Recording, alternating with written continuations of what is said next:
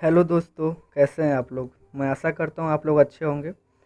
आज मैं आप लोगों को कोरोना वायरस के इफ़ेक्ट के बारे में बताने जा रहा हूँ। तो शुरू करते हैं। शरीर के कौन से अंग हैं जिस पे कोरोना का सबसे ज़्यादा असर होता है। चलिए सबसे पहले ये जान लेते हैं कि कोरोना हमारे शरीर पे कैसे इफ़ेक्ट करता है, कैसे हमारे शरीर को इफ़ेक्ट पहुँचाता है। तो देखिए, वैसे तो कोरोना वायरस पूरे शरीर को संक्रमित कर रहा है, लेकिन कोरोना के लिए कुछ ऐसे अंग हैं जो उनका सबसे सॉफ्ट टारगेट माना जाता है। साथ ही वायरस के शरीर में प्रवेश के रास्ते भी पहचाने जा चुके हैं कि शरीर के किस अंग से कोरोना वायरस हमारे शरीर के अंदर इंटर करता है, बहुत ईजिली हमारे शरीर को इफेक्ट पहुंचाता है। इस बीच हम ये समझने की कोशिश करते हैं कि शरीर में बाहर और भीतर ऐसे कौन से अंग हैं जो कोरोना वायरस के हमले का सबसे आसान शिकार है। तो सबसे पहले वायरस की जो कांटेदार संरचना शरीर के अंदर कोशिकाओं से जुड़कर भीतर प्रवेश करती है। एक बार कोशिका तक पहुंचने के बाद वो अपनी संख्या तेजी से बढ़ाने लग जाता है, और ये वो समय होता है जब वायरस स्वस्थ कोशिकाओं पर हमला करता होता है।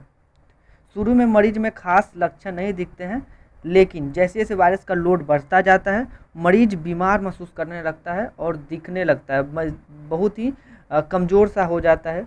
यही वो समय है जिससे में इलाज न मिलने पर लक्षण बिगड़ते चले जाते हैं और मरीज की हालत ख़राब हो जाती है। तो अभी हम बात करेंगे उन अंगों के बारे में जिससे वायरस हमारे शरीर में प्रवेश करता है। तो 3 4 5 अंग जो हैं जो उनके लिए काफ़ी ज़्यादा बहुत ही आसान शिकार होते हैं वो कोरोना वायरस के लिए। तो वो पहले क्या करते हैं, वे सारे अंग जहाँ म्यूकस म्यूकस मेम्ब्रेन यानी कि श्लेष्मा झिल्ली होती है, और दूसरा होता है इसमें हमारा नाक, आँख, मुंह और हमारा गुदा द्वार, ठीक है, वो भी शामिल है। और तीसरे में क्या होता है, जो गुदा द्वार है से कोरोना मरीज के साथ टॉयलेट साझा करने पर भी वो हमें क्या करता है, हम उसके शिकार बन सकते हैं। नाक से हवा के जरिए फैलता है।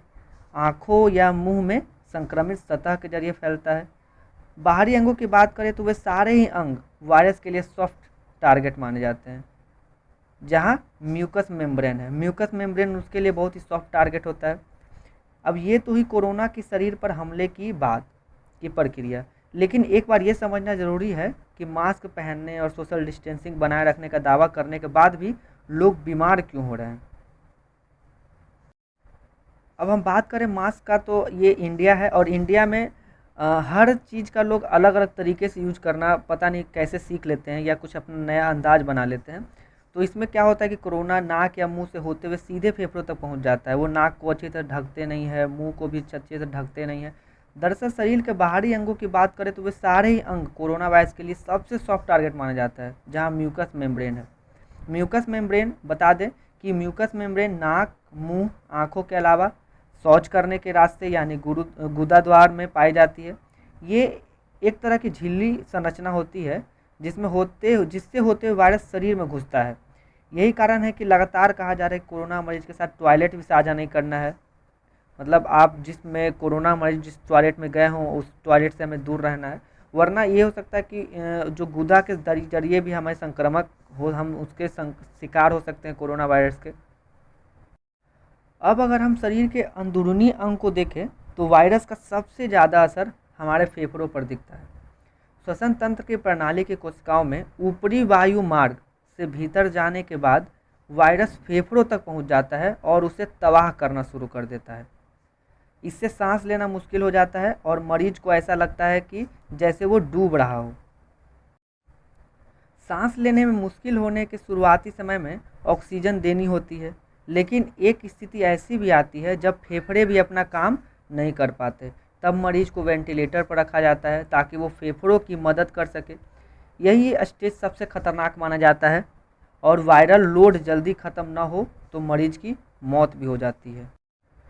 कोरोना वायरस का कहर हमारे केवल फेफड़ों पर नहीं, फेफड़ों के अलावा शरीर के दूसरे अंग जैसे किडनी, लीवर, आंत पर भी इसका असर पड़ता है। इस दौरान सांस लेने में मुश्किल की बजाय दूसरी तरह के लक्षण दिखते हैं। हालांकि ये स्थिति फेफड़ों पर हमले से कम गंभीर है और इलाज मिलने पर मरीज जल्दी स्वस्थ हो जाता है। इसके अलावा इसमें एक और स्टेज और भी है जिसमें शरीर के किसी भी महत्वपूर्ण अंग जैसे फेफड़े, किडनी आदि के रास्ता ब्लॉक हो जाता है और अंग तक खून नहीं पहुंच पाता, बल्कि खून का थक्का जमने लगता है। इसे थ्रोम्बोसिस कहते हैं। ये काफ़ी खतरनाक स्थिति होता है। ऐसे में मान लो दिल तक खून ना पहुंच सके तो मल्टी ऑर्गन फेल हो जाता है और मरीज की मौत हो जाती है। अतः इससे वायरस से बचने का एक ही तरीका है कि आप मास्क को अच्छी तरह से पहनें और थोड़ा सोशल डिस्टेंसिंग का नियम का पालन करें और भीड़ भाड़ से जाने वाले इलाकों से थोड़ा दूर रहें। तभी यही एक तरीका है जिससे आप इस वायरस को मात दे सकते हैं। आपको ये वीडियो कैसा लगा प्लीज़ हमें कमेंट करके बताएं, और अगर अच्छा लगा हो तो प्लीज़ लाइक करें और हमें सपोर्ट करें। बहुत बहुत धन्यवाद।